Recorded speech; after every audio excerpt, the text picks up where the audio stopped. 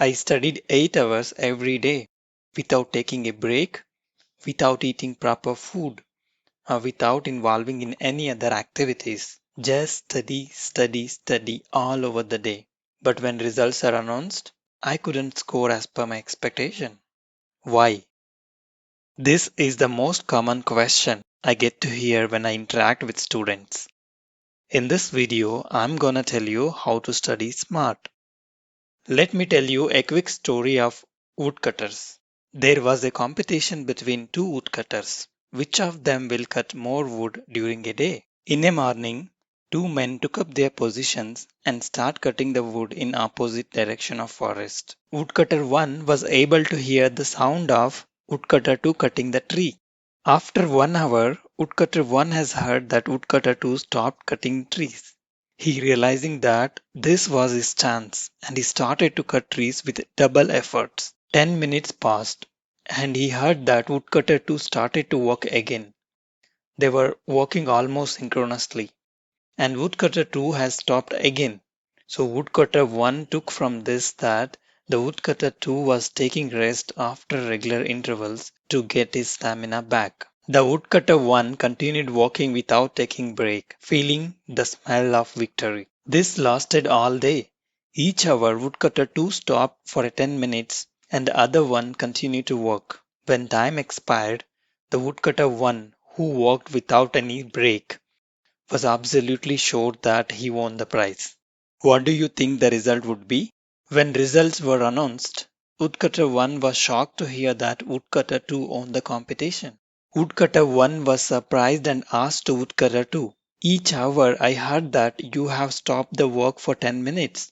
How could you cut more trees than me? It's impossible."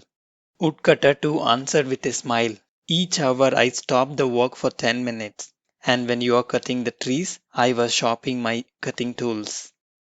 So, in the story, Woodcutter 2 chooses a smart work and own the competition. Smart work always achieves the results with less time consumption.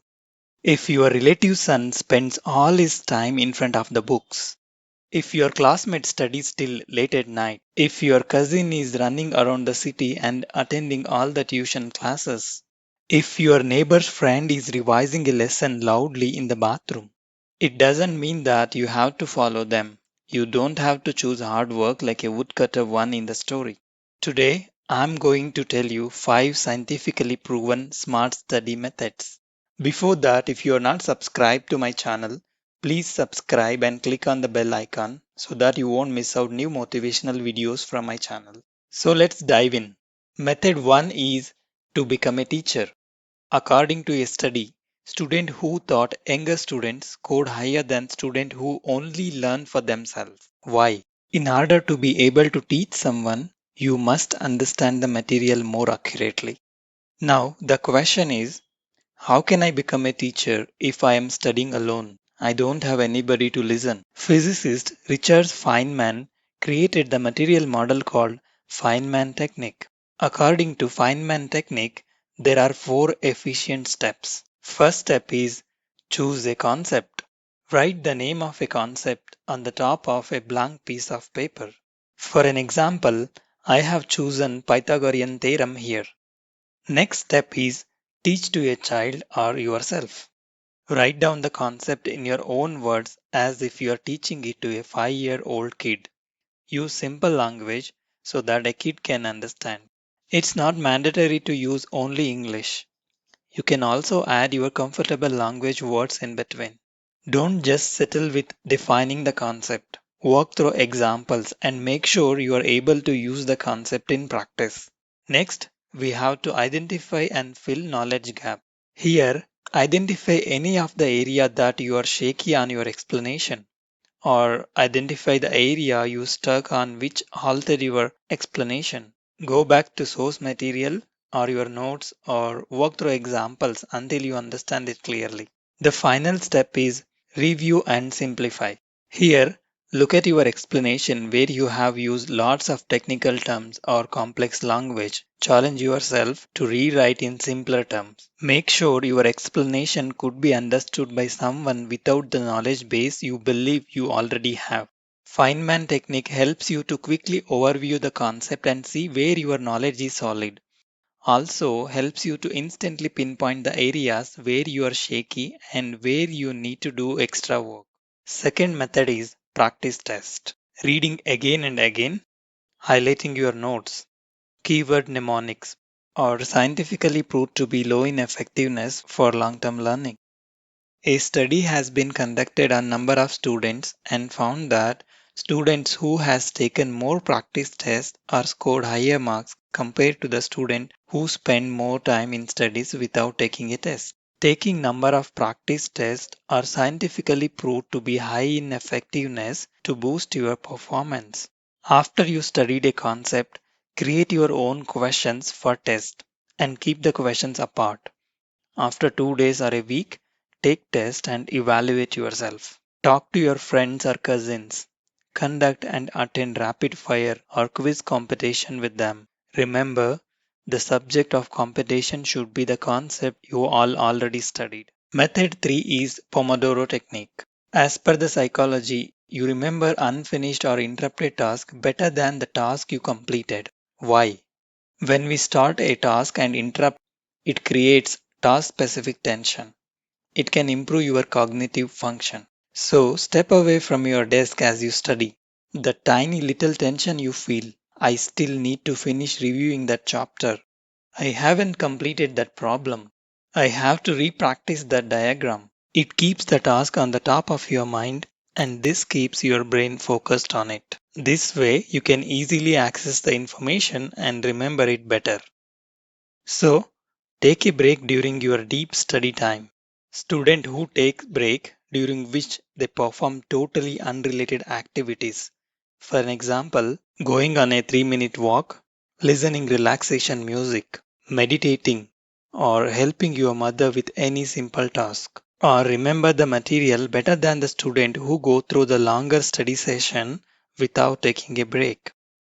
As per Pomodoro technique, study for 25 minutes, you take a 5 minutes break, and again study for 25 minutes and take a 5 minutes break. And here, remember to stick with an accurate sense of time. Method 4 is stop multitask. You need to eliminate distractions during your study sessions. Social media, web browsing, game playing, texting will all affect the intensity of your study sessions if you allow them. A research is very clear that multitasking, for an example, responding to text or checking cell phone multiple times for notification when you're studying, increases the amount of time needed to learn material and decreases the quality of learning. If you don't really need your computer or phone for study, then don't use it. Use mobile apps to set limits on the amount of time you can spend.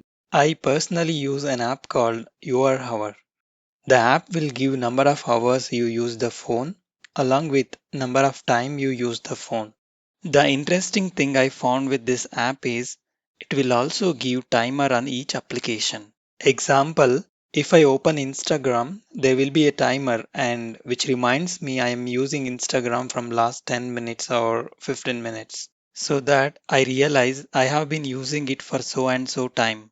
It's time to close the Instagram and get back to my work. Turn your phone into silent mode and keep it away from your study place. Reduce the number of hours you see cell phone. Always remember to use technology in the right way. The final method is spacing out. It's all about planning your study time effectively. The important thing is how you use your study time, not how long you study. Long study session lead to a lack of concentration, which leads to a lack of learning and retention. Idea here is spread out studying over short period of time across several days and weeks. Do not study same subject throughout the day. Split hours for each subject in a day. Before a plan, you need to keep a list of tasks to complete on daily basis for each subject. Be specific and realistic with your plan. You should not have more tasks on your list than you can reasonably complete during the day. For an example, you may do a few problems per day in maths rather than working on all problems. In history, you can spend 15 to 20 minutes each day actively studying your class notes. In this way, Your studying time may still be the same length, but rather than only preparing for one subject, you will be preparing for all subjects in short stretch. This will help focus, stay on top of your work, and retain information. Remember, the study hour plan is not a to do plan, it's must do plan. Let's recall whatever we understood in this video. Become a teacher. Use Feynman technique to study. Imagine you are teaching it to a 5-year-old kid and use simple language. Practice test. Take as much as practice test and create your own question paper. Pomodoro technique. Study 25 minutes and take 5 minutes break and repeat the same. Stop multitask. Avoid distractions and use apps to limit mobile usage. Spacing out. Do not study same subject throughout the day. Split hours for each subject in a day. You might feel difficult to implement these techniques at the beginning, but it will give you effective results. You have to take massive action on every single day. Please mention in comments that how effectively you have started to study. If you are facing any difficulty to implement, I am happy to help you.